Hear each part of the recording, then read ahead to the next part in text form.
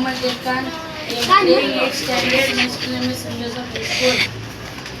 ಭಾರತಾದ್ಯಂತ ಪ್ರತಿ ವರ್ಷ ಜನವರಿ 26 ಗಣರಾಜ್ಯೋತ್ಸವವನ್ನು ಆಚರಿಸಲಾಗುತ್ತದೆ.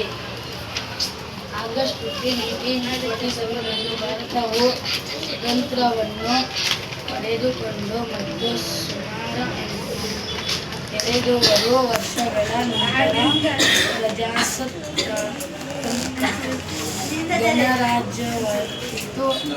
ಭಾರತ ಸಂವಿಧಾನ ಜಾರಿಗೆ ಬಂದ ನಂತರ ಮತ್ತು ಸುದೀರ್ಘ ವರ್ಷಗಳ ಸ್ವಾತಂತ್ರ್ಯ ಹೋರಾಟದ ನಂತರ ಭಾರತವನ್ನು ಗಣರಾಜ್ಯವೆಂದು ಘೋಷಿಸಿದ್ದರಿಂದ ಪ್ರತಿಯೊಬ್ಬ ಭಾರತೀಯರಿಗೆ ಈ ದಿನವು ಬಹಳ ಮಹತ್ವದ್ದಾಗಿದೆ. ಧನ್ಯವಾದ.